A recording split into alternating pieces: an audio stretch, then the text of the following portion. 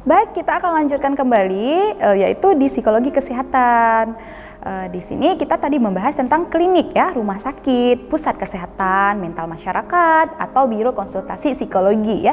Biro konsultasi psikologi. Ya, biasanya ini biro-biro ini yang dikelola oleh tamatan psikologi ya, dan asistennya pun ya tamatan psikologi. Biasanya kalau bisa buka biro ini orang-orang yang sudah melanjutkan pendidikan di magister psikologi ya. Terus praktek pribadi. Oke, praktek pribadi, organisasi, instansi pemerintah dan swasta, industri atau perusahaan.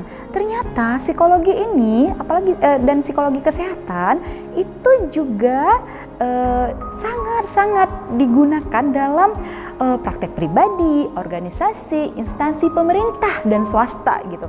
Biar kita tahu nih, seseorang itu bisa dikatakan sehat secara mental, sehat secara fisik gitu, dan disitulah kita tahu, dan itu fungsinya psikologi kesehatan dan itu ada di industri dan perusahaan.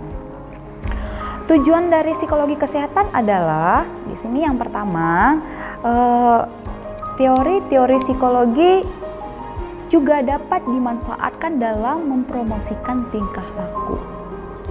Dan selanjutnya, mengevaluasi tingkah laku dalam etiologi penyakit.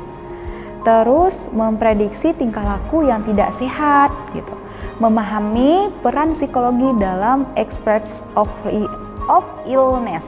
Terus mengevaluasi peran psikologi dalam treatment. Itu tujuan dari psikologi kesehatan. Jadi kita bisa nih mengevaluasi tingkah laku seseorang ketika seseorang itu saat mengalami sakit, memahami peran psikologi dalam express of illness, memprediksi tingkah laku yang tidak sehat. Jadi kita tahu nih, berarti si A, kita contohnya gini, kita berdirikan dua orang, si A dan si B. Si A ini sehat secara fisik dan sehat secara mental. Si B juga kita lihat kalau secara fisik sehat, tapi kita bisa mengetahui bahwasannya si B ini tidak sehat secara mental, yaitu mungkin pernah terjadinya kayak pembunuhan gitu. Kalau psikopat itu ya, biasanya orang-orang psikopat itu kita nggak tahu nih, kalau kita tidak melakukan penelitian lebih lanjut, kita tidak tahu nih seseorang itu bisa dikatakan psikopat atau tidak gitu ya. Oke. Terus kontribusi psikologi kesehatan. Di sini ada di bidang ilmu pengetahuan, psikologi kesehatan memiliki peran yang sangat penting dalam bidang keilmuan, terutama untuk meneliti kesehatan seorang individu. Ini karena psikologi kesehatan dapat menganalisis kondisi individu ketika sehat atau sakit, yaitu dengan mengkaji hubungan antara faktor psikologis, biologis, dan sosial. Ketiganya dianggap memiliki pengaruh besar pada kesehatan seseorang gitu ya. Jadi kontribusi psikologi kesehatan itu yaitu di bidang ilmu pengetahuan itu sangat penting ya, peran penting itu terutama melihat atau meneliti kesehatan seseorang individu. Jadi kita ataupun saya ini sebagai lulusan psikologi ya, dosen psikologi, itu tidak akan tahu bahwasannya ada seseorang yang mengalami gangguan-gangguan yang khusus atau gangguan yang abnormal.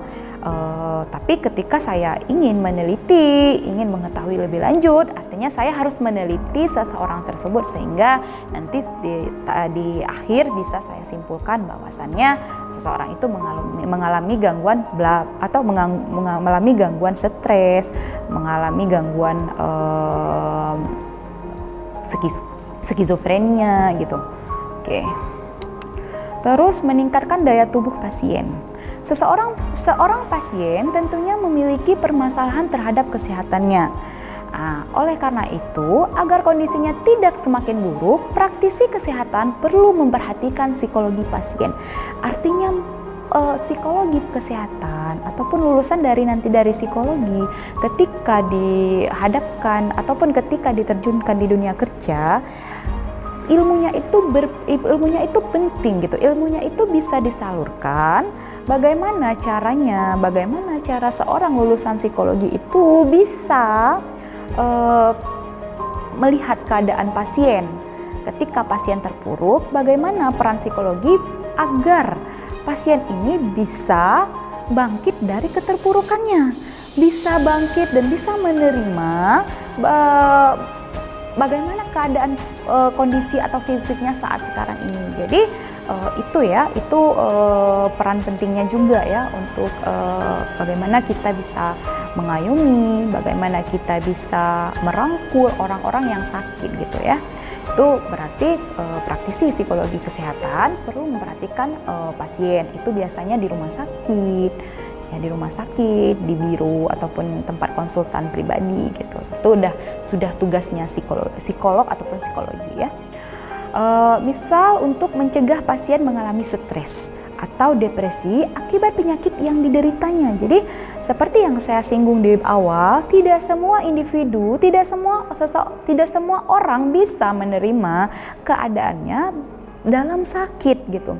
Ketika seseorang sakit, ada mungkin satu pasien saya menganggap bahwa sakit ini adalah sebagai anugerah, artinya sebagai bisa mengambil sisi positifnya. Saya sakit karena Allah mungkin ingin mengampuni dosa-dosa saya dengan lewat sakit atau menghapus dosa-dosa saya lewat sakit.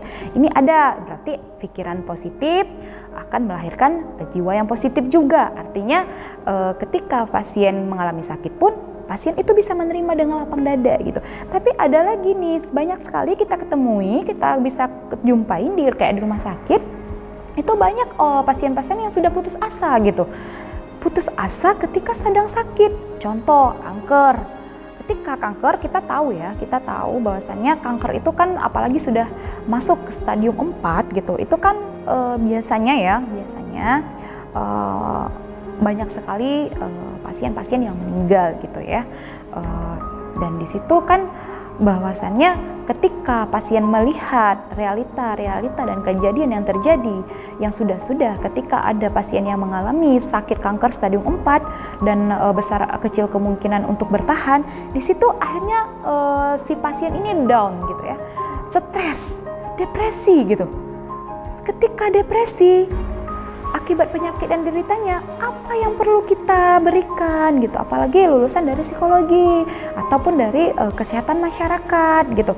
Gimana dia bisa mengayomi, gimana seorang ahli tersebut bisa mengembalikan si pasien agar berpikir positif, bagaimana bisa agar pasien itu lupa dengan masalah-masalah yang bahwasannya ketika stadium 4 akan meninggal atau apa gitu.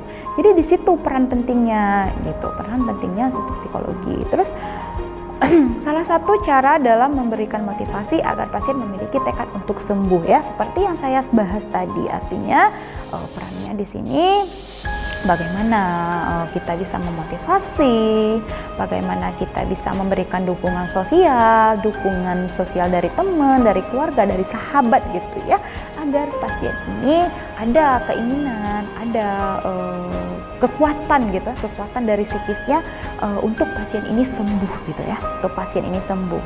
Jadi dia sudah melupakan sakit-sakitnya, melupakan penyakit-penyakitnya. Itu biasanya makanya perlu sekali ketika ada pasien ataupun keluarga kita dalam keadaan sakit, kita perlu sekali untuk memberikan dukungan sosial untuk pasien tersebut, apalagi keluarga kita sendiri ya, agar nanti keluarga kita atau pasien sendiri itu termotivasi lagi untuk menjalani hidup normal. Oke. Terus di sini selanjutnya menganalisis gejala penyakit. Kondisi penyakit medis diketahui dapat timbul tidak hanya berasal dari faktor psikologis atau fisiologis ya, melainkan juga dapat berasal dari faktor psikologisnya. Kondisi semacam ini dapat dikenal dengan istilah psikomatis. Contohnya seperti seseorang yang kerap sakit perut ketika sedang merasa cemas atau ketakutan. Kondisi macam ini dapat dikelompokkan sebagai gangguan somatoform ya. Jadi menganalisis gejala penyakit ini, kondisi penyakit medis diketahui dapat timbul tidak hanya berasal dari faktor fisiologis, bahwasannya sakitnya juga bisa berasal dari psikologis. Oke, saya break sebentar. Kita lanjutkan setelah iklan-iklan berikut. Terima kasih.